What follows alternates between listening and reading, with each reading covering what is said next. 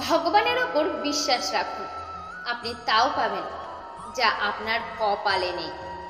কথাটি কতটা সত্য মনে হয় আপনার? আমরা অনেকের রোজ ভাবি কাল সকাল সকাল উঠব, এই কাজগুলি করব, কিন্তু সকালের অ্যালার্ম বাজতেই কেউ যেন আমাদের টেনে ধরে রাখে বিছানায়। দিনের সমস্ত কাজ আমরা আবার গুছিয়ে করতে পারি না, কিন্তু দিনের শেষে মনে মনে আফসোস আমাদেরই হয়, নিজেকেই দোষী মনে হয়। আমরা যখন কোনো কাজে অসফল হই তখন ভগবানকে বলতে থাকি আমাদের কপালই খারাপ, কিন্তু সত্যি বলতে কপাল কারোরই খারাপ হয় না। ভগবান মানুষকে সেইভাবেই পৃথিবীতে পাঠিয়েছেন। এখানে বলা হয়েছে মানুষের ভাগ্য লেখা থাকলেও তা মানুষ নাকি তার কর্ম দ্বারা বদলাতে সক্ষম। খারাপ ভাগ্য রেখাও কঠোর পরিশ্রমের দ্বারা আর চেষ্টার দ্বারা বদলানো সম্ভব। তবে ভাগ্যকে দোষ না দিয়ে চিন্তা করে করে সময় নষ্ট না করে কর্ম করুন। ব্যর্থ হলেও কর্ম করা বন্ধ করবেন না, কারণ কিছু না করার থেকে কিছু করা অনেক ভালো। এক পণ্ডিত একবার এক রাজার ভাগ্য রেখা দেখে অবাক হয়ে যান।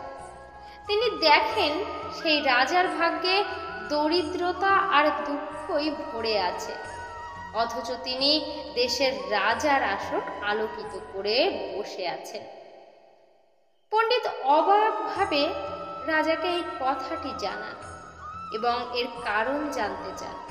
তখন রাজামশাই বলেন, আপনি আগামী 10 দিন আমার সাথেই থাকবেন। পণ্ডিত দেখতে পান রাজামশাই রোজ ব্রহ্ম মুহূর্তে ঘুম থেকে উঠে স্নান করে ভগবানের আরাধনা করেন এবং তারপর যুদ্ধ চর্চা, শরীর চর্চা, বিদ্যা চর্চা করেন এবং যথাসময়ে দরবারের কাজ সারেন। কোনো কাজেই তিনি কাল করব বলে ফেলে রাখেন না। তখন পণ্ডিত মশাই রাজাকে প্রণাম করেন এবং বলেন, আপনি আপনার পরিশ্রম, নিষ্ঠা, ভক্তি আর জ্ঞান দ্বারা রোজই নিজের ভাগ্যকে হারিয়ে চলেছেন। তাই আপনার ভাগ্যে দারিদ্র্য লেখা সত্ত্বেও আপনি আমাদের রাজার আসন আলোকিত করে আছেন। আমরাও পারি কঠোর পরিশ্রমের দ্বারা নিজেদের ভাগ্যকে বদলাতে। শুধু হার মানবে না, নিজের কাছে কখনো অজুহাত দেখাবে না। আমরা নিজেকে ফাঁকি দিয়ে নিজেদেরকেই খুবই চালাক ভাবি, কিন্তু মনে রাখবেন সময় সবার থেকে শক্তিশালী। নিজেকে ফাঁকি দিলে নিজেই ফাঁকে পড়বেন। আজ আরাম করলে কাল পরিশ্রম করতেই হবে। আমাদের সনাতন শাস্ত্রে অনেক কথা বলা আছে যা আমরা অনেকেই জানি না।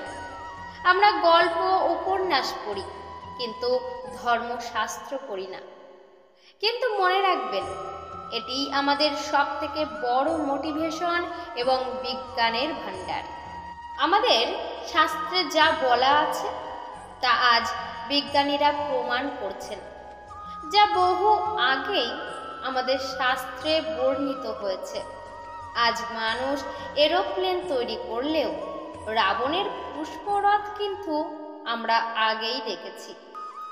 আজ পৃথিবী থেকে সূর্যের দূরত্ব জানা গেলেও তুলসী দাস কিন্তু বহুকাল আগেই হনুমান চল্লিশায় তা বলে গেছেন। আমাদের প্রত্যেকেরই ধ্যান, ভগবানের আরাধনা ও ধর্মশাস্ত্র পড়া উচিত।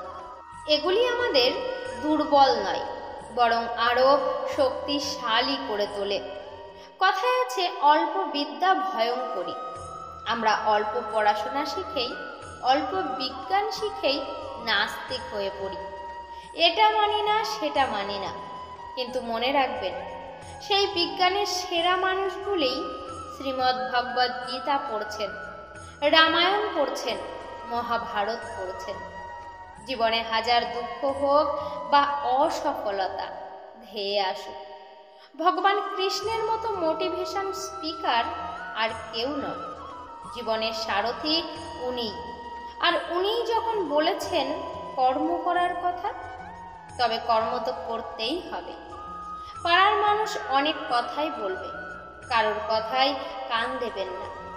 ভগবান শিব যখন নন্দীর সাথে এক স্থান থেকে অন্য স্থানে যাচ্ছিলেন মা সতীর সঙ্গে, তখন অনেক মানুষ বললেন, কি বোকা, নন্দী থাকতে হেঁটে হেঁটে যাচ্ছে। তখন নন্দীর পিঠে চড়ে বসলো বাবা ভোলানাথ। তা দেখে অনেকে বললেন, অবলা নারীকে হাঁটতে দিয়ে নিজে নন্দীর পিঠে চড়েছে। তখন মা সতীও উঠে বসলেন নন্দীর পিঠে। একটু যেতেই কিছু মানুষ বললেন, অবলা প্রাণীটির প্রতি দয়াও নেই, দুজনেই চড়ে বসেছে পিঠে। এরপর মা সতী আর ভোলানাথ নন্দীকে মাথায় তুলে হাঁটতে লাগলেন।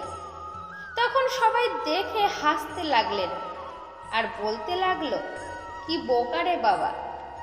আসলে মানুষের চোখে সবই দোষের, তাই লোকের কথায় কান দেবেন না, চুপ করে নিজের কাজ করতে থাকুন। লোকের কথায় কান দিলে আপনি জীবনে কিছুই করতে পারবেন না। আপনি যা করবেন লোকে তারই খুঁত বার করবে। আজকের মতো ভিডিওটি এই পর্যন্তই। ভালো লাগলে অবশ্যই একটি লাইক করবেন। ধন্যবাদ।